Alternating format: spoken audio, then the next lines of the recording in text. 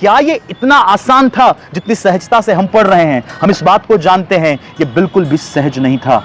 खुदा के लोगों, आपकी जिंदगी में इस बात को मैं प्रोक्लेम करना चाहता हूं। हो सकता है आपका आज तक का ये सफर चुनौतीपूर्ण रहा है, जंगल का रहा है, सांपों से भरा हुआ रहा है, शत्रुओं से लड़ने का, अमालेकी जैसे शत्रुओं से लड़ने का ये साल रहा है। लेकिन मैं विश्वास से आपको इस बात को कहता हूं, यदि आप विश्वास के साथ उन वादों को थामे रहे और उन वादों के प्रति क्रियाशील रहे, आप भी विश्राम को देखेंगे और इस साल में आप उस फसल को खाने पाएंगे, उस उपज को खाने पाएंगे, उस कमाई को खाने पाएंगे जिसे आपको और मुझे देने का वादा सेनाओं के यहोवा परमेश्वर ने किया है। इतना आसान था क्या? नहीं, ये कदाचित आसान नहीं था, लेकिन परमेश्वर ने इसे सहज कर दिया। इससे पहले कि कनान देश में प्रवेश करते, वहां की उपज में से खाते, यरदन नाम की एक नदी थी, उस समय उफान पर थी, उस समय बाढ़ से भरी हुई थी, लेकिन परमेश्वर ने अपने लोगों को उनके स्त्रियों और बच्चों समेत उस नदी में से, यरदन में से पार होने के लिए उन पर दया की।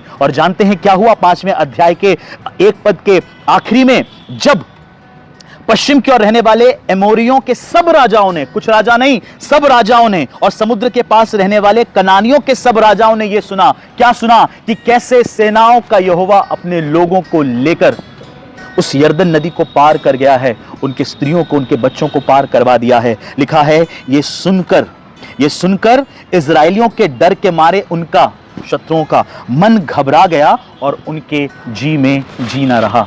क्या ये डर रहे हैं इजराइलियों से? नहीं, ये तो डर रहे हैं सेनाओं के यहोवा से, जो अपने लोगों के लिए अद्भुत काम करता है। मेरी ये दुआ है आपके लिए, इस साल में आपके जीवन में ऐसे अद्भुत काम हो कि शत्रु देखकर घबरा जाए, शत्रु देखकर घबरा जाए। उसके वादों को थाम के रहना, उसके वादों के प्रति क्रियाशील रहना, आप भी विश्राम को देख पाएंगे, आप उपज को खाने पाएंगे। एक आखिरी बात आपको बताकर मैं समाप्त करूंगा आपके लिए दुआ करके, वो ये है, उस समय तो जोशुआ यहोशू लीड कर रहा था, जो परमेश्वर से हिदायत पाकर अपने लोगों की अगुवाई कर रहा था।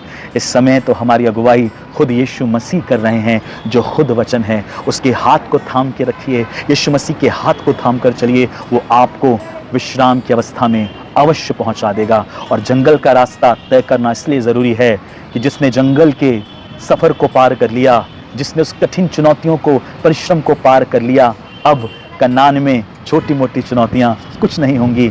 अब तक चुनौतीपूर्ण समय इसलिए रहा है कि आप मजबूत योद्धा बन सके।